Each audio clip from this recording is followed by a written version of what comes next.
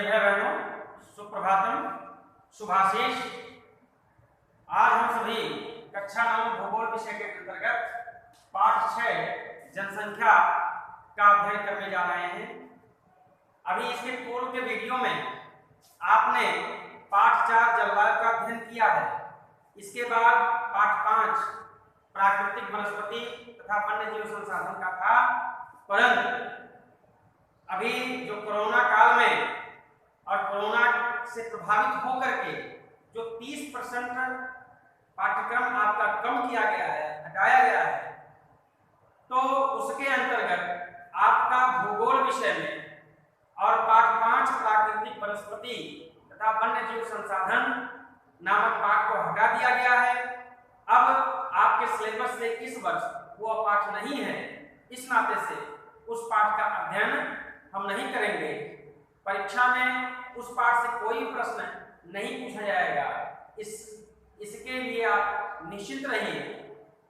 तो इस नाते से उस पाठ को छोड़ करके हम अगला पाठ, ये पाठ 6 जनसंख्या का यह पहला वीडियो आपके सामने प्रस्तुत कर रहे हैं। इसको ध्यान से सुनिए क्योंकि यह पाठ बहुत ही इम्पोर्टेंट है।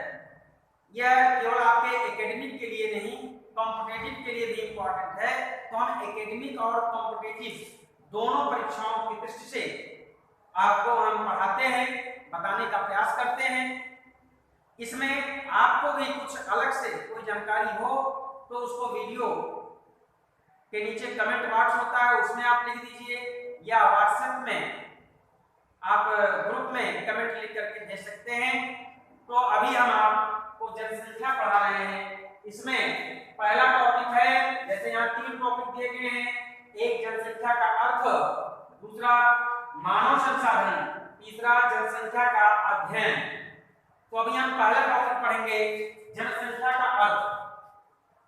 भाई बहनों, जैसा कि आप जानते हैं कि किसी देश, राष्ट्र अथवा राज्य की सीमा, जो भी उसकी भौगोलिक सीमा है, राजनीतिक सीमा है या सांस्कृतिक सीमा है, उस भौगोलिक, राजनीतिक अथवा सांस्कृतिक सीमा के अंदर निवास करने वाले लोगों की संख्या को जनसंख्या कहते हैं। उसमें बच्चे जो आज जन्मे हैं उनसे लेकर के जो आज मरने वाले हैं या मृत्यु के अंत तक पहुंच गए हैं, उन सबको जोड़ करके लिया जाता है। तो अब आपको राष्ट्र, देश और राज्य 3 शब्द मैंने कहा है, तो इसको भी थोड़ा क्लियर करके चलते हैं। राष्ट्र एक सांस्कृतिक इकाई होती है, देश एक भौगोलिक इकाई होती है, राज्य एक राजनीतिक इकाई होती है। स्पष्ट आप कर लीजिए। राष्ट्र क्या है? राष्ट्र के अंतर्गत कई देश आ सकते हैं, अर्थात एक प्रकार की संस्कृति, एक प्रकार की सभ्यता जितने भी देशों के अंदर पाई जाती है, उस देश को मिलाकर के, उन देशों को मिलाकर के वह एक राष्ट्र कहलाता है। जैसे भारत एक राष्ट्र है, तो भारत एक राष्ट्र के अंतर्गत भारत जो देश है, उस देश के अतिरिक्त उसके जो पड़ोसी देश हैं, जहां भारतीय संस्कृति आज भी विद्यमान है, जैसे Bhutan, Nepal, Tibet, Afghanistan, Pakistan, Indonesia, Sri Lanka, Thailand, Myanmar, ये सब ये क्या है? ये भारतीय राष्ट्र हैं, भारत की राष्ट्र की इकाई है। क्योंकि यहां पर इन सभी देशों में एक ही जैसी संस्कृति, भारतीय संस्कृति आज भी विद्यमान है, जो प्राचीन काल से चली आ रही है। तो यह राष्ट्र है जो कभी पहले, ये भारत जो आज की जो भौगोलिक सीमा है, इस भौगोलिक सीमा से वो देश जुड़े हुए थे। इसीलिए अखंड भारत की कल्पना हम करते हैं। भारत कभी अखंड था, बीच में कुछ राजनीतिक स्वार्थों के कारण, कुछ विदेशी आक्रमणकारियों के कारण, आतताइयों के कारण और इसके खंड खंड हुए, अभी भी अखंड करने की कल्पना हम सोए हुए हैं कि भारत जो राष्ट्र है उसको हम अखंड करेंगे। देश देश एक भौगोलिक इकाई है, अर्थात एक उसकी भौगोलिक सीमा है। जैसे उत्तरम या समुद्रस्य हिमाद्रेश्य और दक्षिणम वर्ष तद भारतम नाम यत्र संतति, अर्थात उत्तर में हिमालय से लेकर के और दक्षिण में हिंद महासागर तक, पश्चिम में और अरब सागर से लेकर के और पूरब में बंगाल के खाड़ी तक जो भूभाग है वो भारत भूमि है। तो एक भौगोलिक इकाई, राज्य एक राजनीतिक इकाई। यदि भारत को राज्य के रूप में देखेंगे, एक गणराज्य के रूप में देखेंगे, लोकतांत्रिक राज्य के रूप में देखेंगे, तो भारत की एक सीमा रेखा बनी हुई है और उस सीमा रेखा के अंदर जो भूभाग है वो भारतीय भूभाग है। ऐसे सभी देशों की एक सीमा रेखा होती है।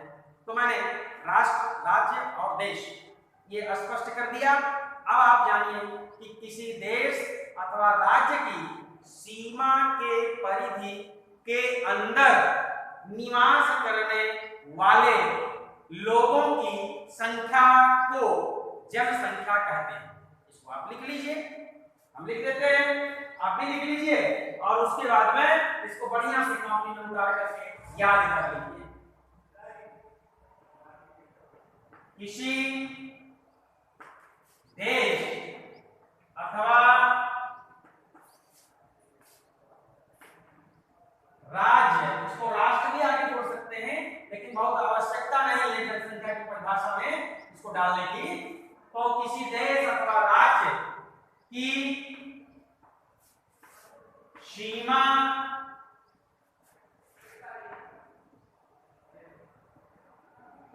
की परिधि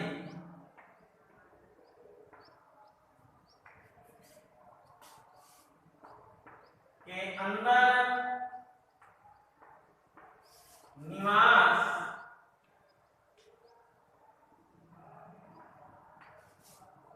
करने वाले लोगों की संख्या को उस देश अथवा राज्य की, उस देश अथवा राज्य की क्या कहेंगे, जनसंख्या कहते हैं।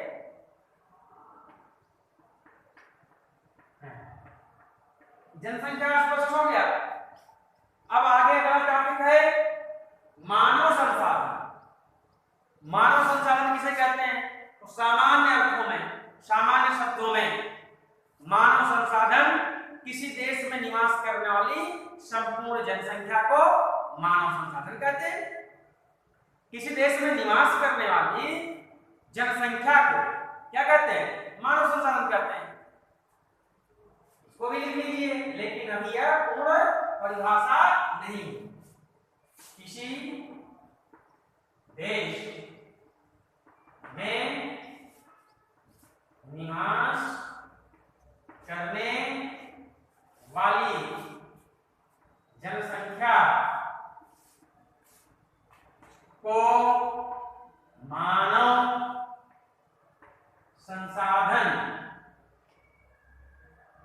आ जाइए, मानव संसाधन कहते हैं।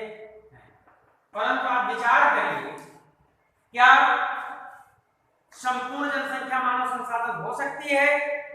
तो एक प्रश्न मेरा और है, यह है किसी देश में निवास करने वाली जनसंख्या को मानव संसाधन कहते हैं, परंतु जनसंख्या वही मानव संसाधन हो सकती है जो कार्यशील हो, अर्थात जो आर्थिक विकास में बाधा उत्पन्न न करे। जो जनसंख्या देश के आर्थिक विकास में बाधा उत्पन्न करती है अथवा कार्यशील नहीं है, वो मानव संसाधन नहीं हो सकता। तो आप बताइए कि मानव संसाधन किसे कहेंगे? तो मानव संसाधन देश में निवास करने वाली उस जनसंख्या को कहेंगे जो कार्यशील है, अर्थात जो युवा है, शिक्षित है, रोजगार प्राप्त है, स्वस्थ हैं, कार्य में लगे हुए हैं, उन्हें हम मानव संसाधन कहेंगे।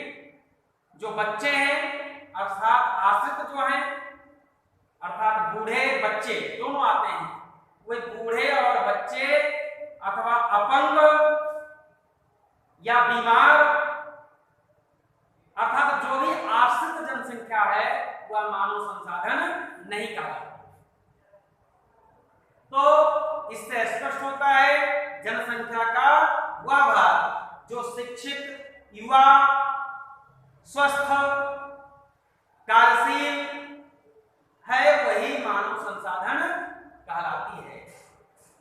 जनसंख्या के उस भाग को मानव संसाधन कहते हैं जो शिक्षित हो, युवा हो, कार्यशील हो, स्वपोषित हो, अर्थात स्वयं अपना पोषण कर लेता हो, स्वस्थ हो, ऐसी जनसंख्या को हम मानव संसाधन कहते हैं। तो सामान्य अर्थों में तो किसी देश में निवास करने वाली जनसंख्या को मानव संसाधन कहते हैं, परंतु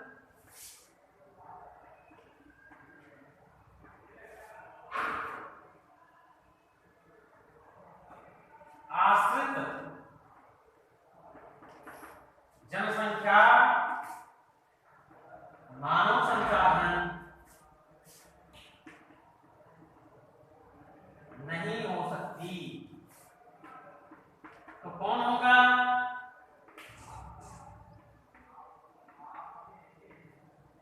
इसलिए कौन होगा?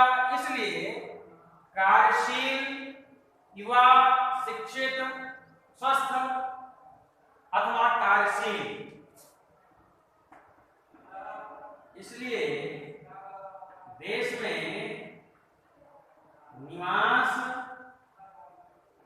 करने वाली युवा, शिक्षित, स्वस्थ, स्वपोषित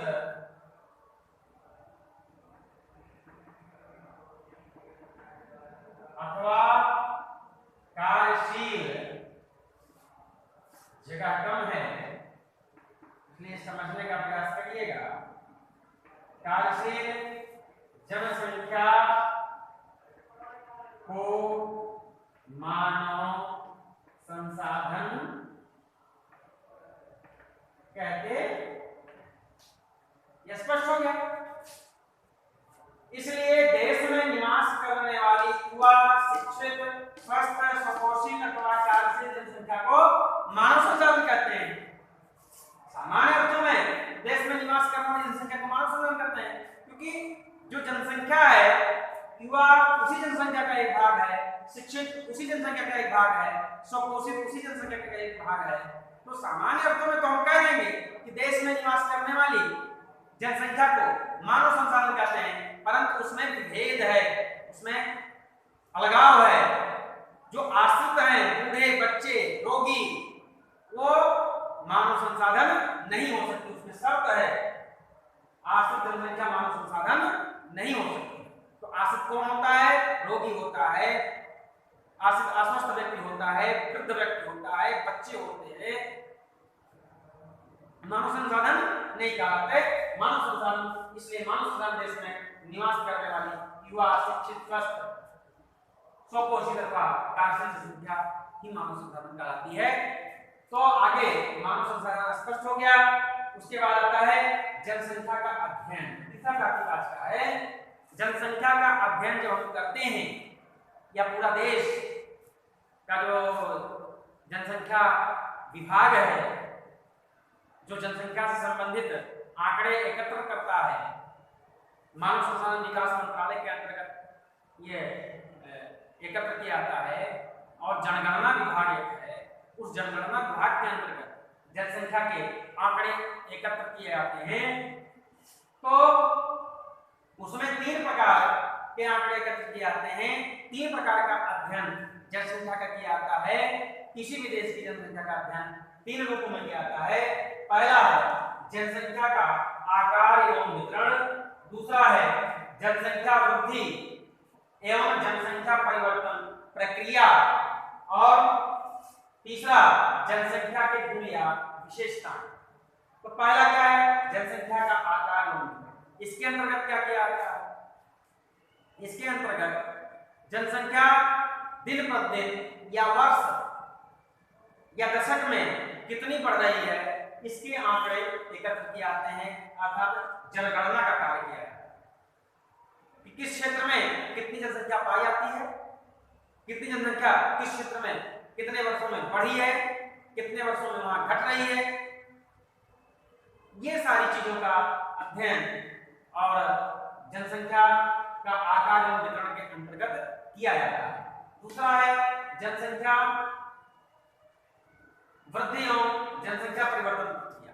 इसमें जनसंख्या वृद्धि के कौन कौन से कारण हैं, इन सब बातों का अध्ययन किया जाता है कि जनसंख्या देश की या क्षेत्र की क्यों बढ़ रही है, बढ़ने के क्या कारण है, जनसंख्या में परिवर्तन क्यों हो रहा है। परिवर्तन अर्थात उसमें युवा की संख्या बढ़ रही है कितनी मात्रा में वृद्धों की संख्या आ रही है, कितने बच्चे हैं, महिला पुरुष, ये सारी चीजों का अध्ययन, किस प्रकार से वृद्धि हो रहा है, किस मात्रा में हो रहा है, ये सारी चीजों का अध्ययन जनसंख्या वृद्धि और जनसंख्या परिवर्तन प्रक्रिया के अंतर्गत किया जाता है। इसमें जनसंख्या के गुण या विशेषताएं में लिंगानुपात का अध्ययन किया जाता है, व्यवसायिक संरचना का अध्ययन किया जाता है कि अर्थात जनसंख्या की कितनी मात्रा में व्यवसाय में अपने रोजगार में लगी हुई है, लिंगानुपात अर्थात स्त्री पुरुष का अनुपात क्या है, शिक्षण का अनुपात अर्थात हमारे देश में या किसी देश में शिक्षित जनसंख्या की मात्रा कितनी है, अशिक्षित कितने हैं, युवा कितने हैं, क्या क्या गुण है, युवा वृद्ध कितने हैं, बच्चे कितने हैं, जनसंख्या की गुणवत्ता अर्थात जनसंख्या में कितने उच्च शिक्षा प्राप्त हैं, कितने मात्रा में अध्यापक हैं, कितनी मात्रा में उद्योगपति हैं, आर्थिक स्तर उसका गरीबी रेखा से कौन नीचे है, गरीबी रेखा से कौन ऊपर है। तो इन सब चीजों का अध्ययन जनसंख्या के गुण या विशेषताओं के अंतर्गत किया जाता है कि किसी देश में जो निवास करने वाली जनसंख्या है उस जनसंख्या में क्या क्या विशेषताएं हैं, कितनी मात्रा में है, इन सब बातों का अध्ययन किया जाता है। तो आज के वीडियो में हमने आपको जनसंख्या का अर्थ, मानव संसाधन और जनसंख्या के अध्ययन के स्वरूप को समझाने का प्रयास किया है। इसको आप अपनी कॉपी में उतार लीजिएगा और इसको ठीक प्रकार से समझ करके और विस्तृत अध्ययन करने का प्रयास करिएगा। आगे जनसंख्या से संबंधित और भी आंकड़े मैं अगले वीडियो में लेकर के प्रस्तुत होऊंगा। तब तक के लिए आज का यह वीडियो समाप्त होता है। धन्यवाद।